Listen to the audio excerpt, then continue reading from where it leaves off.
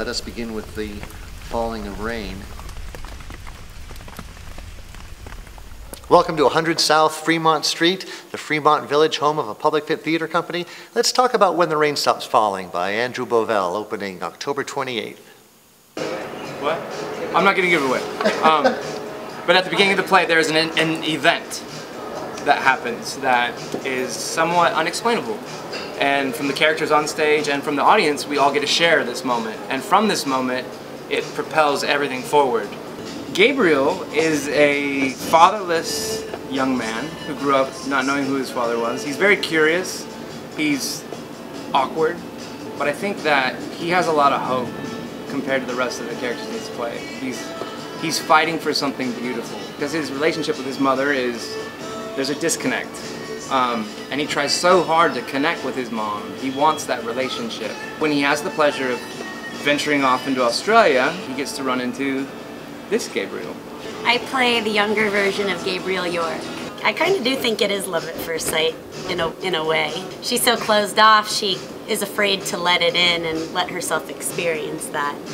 And then when she finally does, she finds happiness for the first time probably in her whole life.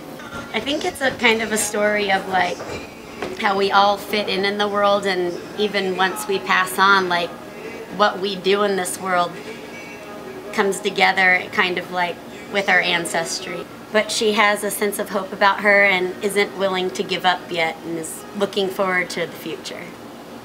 I'm Tina Rice. I play Elizabeth Law. She's married to Henry Law and she loves him very much.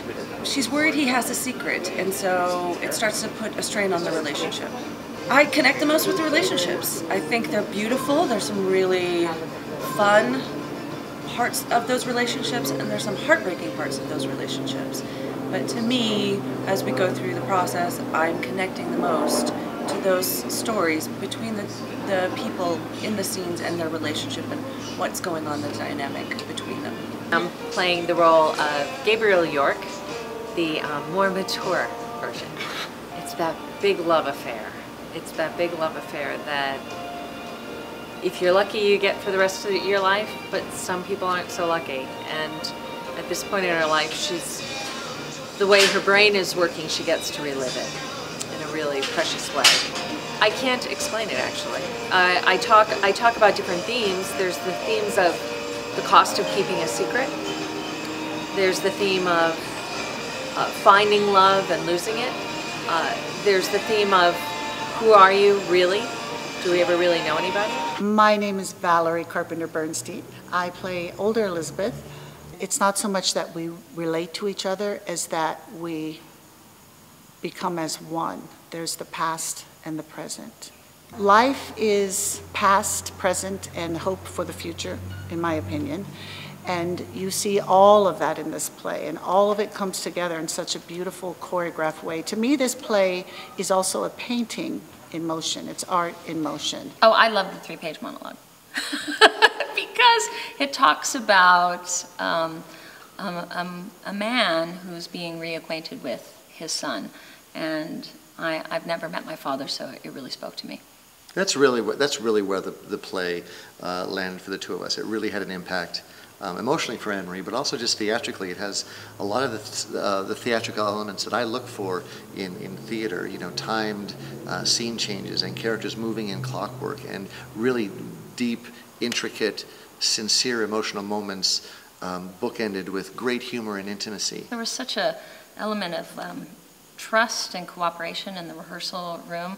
I think we came up with something quite beautiful. And then we have another, Mike Rasmussen, frickin' genius, who came in and has written an acoustical score that will just tug on your heart. It's beautiful. The funny thing about Mike is he'll call me up. So, Coach, I decided to do this with these songs, or I made this playlist, or I did this research. And I'm not asking him to do any of these things, but he's so motivated and he's so invested in the process that he comes up with all of these ideas all the time, and that's been really the nature of this cast. Is they're really invigorated by the play and by the artists involved. Yeah, Mike is not alone in his investment. I mean, I think that everyone in the cast, I don't mean to speak for them, but I will.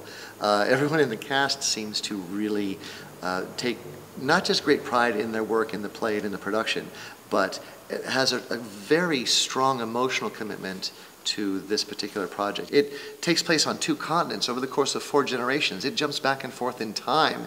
It asks a tremendous amount of investment from its audience as well. We're going to make you work a little bit out there in the audience. For me, what is one of the most interesting thing about the play is there's a lot of mysteries in the play that you don't find out until the latter half of the play, but the mysteries in the play help you understand how these 4 generations of characters, of people, are all connected.